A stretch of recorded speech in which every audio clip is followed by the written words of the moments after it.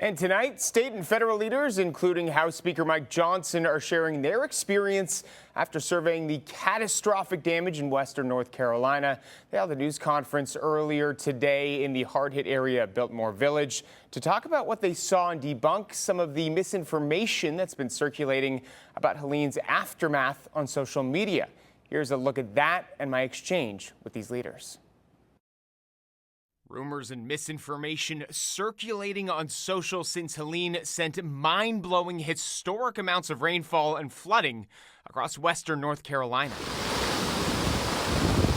And at a news conference Wednesday where he was joined by House Speaker Mike Johnson, Chuck Edwards denounced it.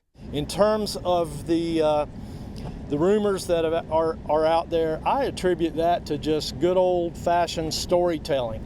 But he did not denounce a claim by former President Trump that the only help available to those who have lost their homes, $750. We have heard from former President Trump talking about the fact that he believes $750 is the most people are getting from FEMA at any point. And this is people who lost their homes. So what do you say to that when you hear that from former President Trump, a Republican, as this continues?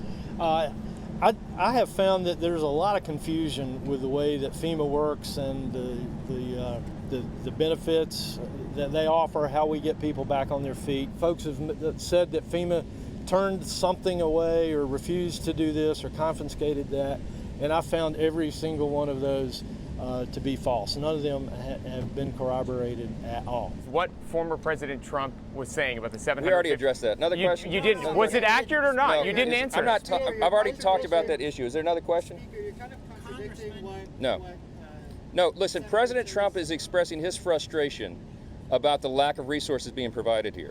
That's what we're saying as well. But Johnson and Edwards also expressed their sheer shock at the extent of the damage they say covers more than 9,200 square miles, the size of Massachusetts.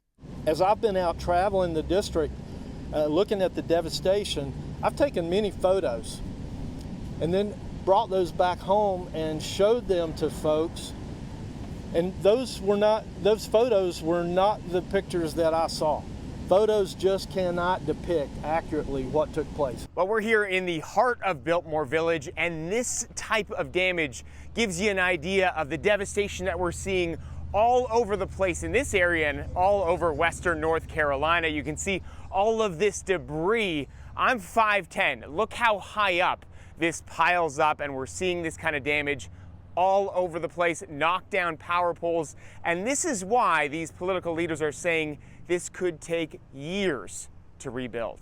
No matter how long it takes, they say everyone, including the incredibly hard-hit small towns, will not be forgotten, promising to be there for our state every step of the way.